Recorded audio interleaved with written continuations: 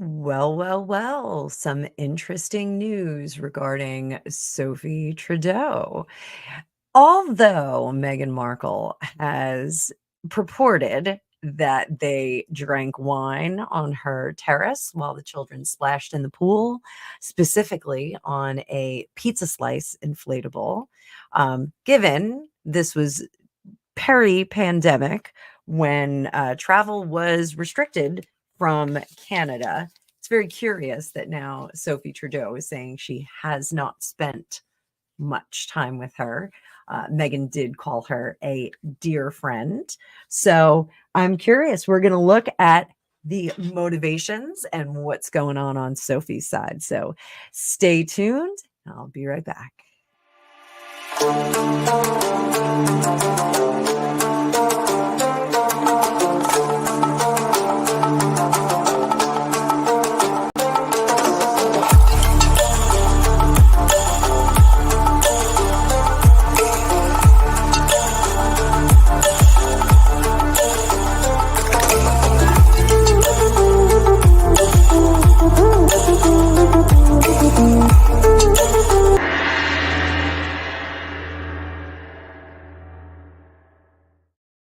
Welcome to Fortune Cookies Tarot. I am Annabelle. I am a tarot practitioner for over 35 years, a very, very long time. And in this video, I want to take a look at what is going on with Sophie Trudeau. So I do have a referenced article in the Express. Once again, I don't know why the Express is showing up in my feed quite so often, but Meghan Markle once dubbed Sophie Trudeau a dear friend who had sent her meditations and encouragement during her pregnancy.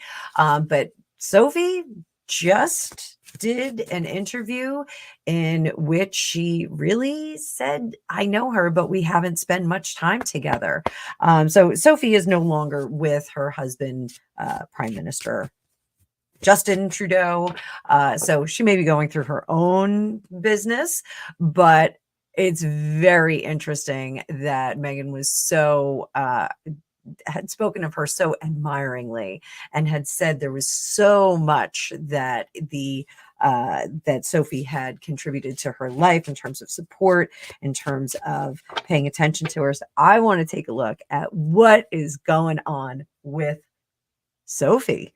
So let's pull up the card view. And as always, if this is your first time here, thank you so much for stopping by. I am so grateful for each and every watcher and subscriber and liker and commenter. I think you guys are fantastic. And if you're one of my regulars, you guys are the biggity bomb. Thank you so much for being here. Thank you for being part of this. It is my favorite part of the day. And I'm just so grateful for each and every one of you. We've got a great community that's building, and I just see it expanding more and more and getting some more funky characters like Grumpy Sapper and Tarot Destiny and Wife of a Grumpy Marine and Foxy 313, Deborah Schoen, all the crazy people there. Amanda Clark, I see you too. So let's get going. Let's see what kind of cards we get here. So we're going to do standard Celtic cross for Sophie. And I think we may even jump into some Lenormand on this. Let's see where the cards lead us. So this is going to be Celtic cross on Sophie's disposition toward the friendship, if there is in fact a friendship. So we've got right in the middle. Oh, boom. Tarot fam, what do you see here? We see getting away from the heat, getting out of that kitchen. We are not going to go down with the ship. And she used her words to do it. Under the surface, she is releasing Meghan with love. Okay. So I don't think she's doing this in a nasty fashion. She's not being a mean girl, but she's got to get away from this heat. There's just something. I'm going to be honest. There's something that is distasteful about the friendship with Sophie here.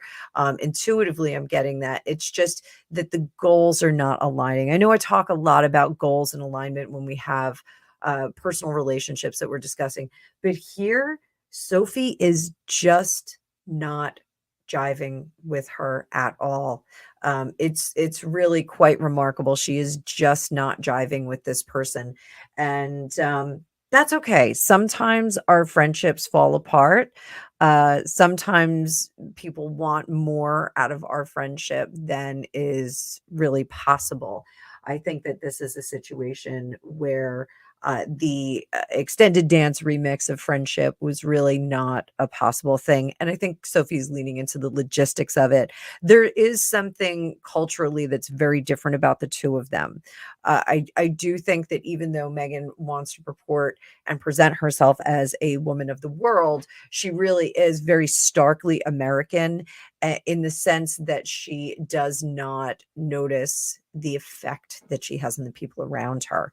And I think that's something that Sophie took to heart. So we're going to take a look at the assertions that Megan made about Sophie once upon a time, about the pool party, about drinking wine. We're going to take a look at that in just a minute. So sit tight, baby birds. I will feed you. So she's using her words, and she is really being definitive with those words. She is not mincing them. Behind the surface, she did not like the things that were being said, and she wanted to kind of reach out and give that information. She's going back into the past. She is reaching into that suitcase with the things that she wanted to say once upon a time. And now she's saying them, and she's saying them publicly. Under the surface, she is releasing her with love. Up here, she is regretful because there were people that told her to distance herself once upon a time. So she is regretful. Moving forward, she is working on her own projects, and she does not want to be associated with this. So, how does Sophie see herself? She sees herself as limiting her options if she maintains this relationship with her. How do others see Sophie? Less successful. Even the mention of her, people are concerned that it's going to leave some stain, some Sussex stain on you. Um, Hopes and fears. She's a little bit worried about the backlash. She does know that this is a volatile person who can flex and say some awful things. So she is really trying to cut the communications. Ultimately, how are we going to come out of this? She is going to heal from this association with the relationship. So, how does Megan feel about this? We're going to do same kind of spread. How is Megan feeling about the snub? Well, we got, you know what? I'm going to leave that sucker out because this is, she probably fired off a text message that was a little bit mean, or fired off an email. I know she's an email writer. Maybe she hand wrote a note. I don't know. I don't know what she does.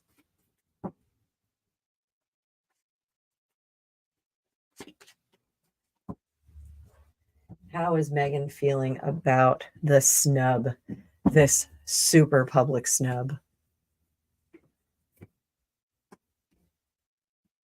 King of Pentacles. Ooh, Queen of Swords. She did. She fired off an email. She fired off something. So, King of Pentacles, super arrogant. Our King of Pentacles is really, really arrogant sometimes. So we do have to, give her that. She's like, well, I'm just going to, live well is the best revenge. But she didn't listen to that inner voice that said to do this. What she did was she fired off a nasty pants email.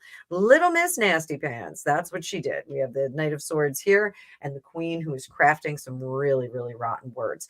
In the past, they were not aligned. They were not best buddies. This was a lip service that Megan gave to keep that alignment, that association with the Trudeaus. Under the surface, she is willing bad things to happen. I just spoke with a girlfriend of mine this morning. It's Sunday morning. So just spoke with a girlfriend of mine, and she said that someone who feels that failed her said, I hope that you get sick, and I hope it's worse than ever. Every day I pray for you to get sick. It's such a horrible thing. And I said, oh, that's like really awful, because this friend of mine is just such a wonderful person. She's hardworking. She's amazing. She's beautiful. And she really is focused on creating an amazing life for her children and for herself. Um, for someone to wish ill upon a person who's really trying hard is really terrible. This is wishing ill upon this person, splitting apart from them. I'm not going to align my cart with her. She can go pound sand. And here in the future, I don't care. I'm just going to do whatever I'm going to do. I'm going to walk my walk.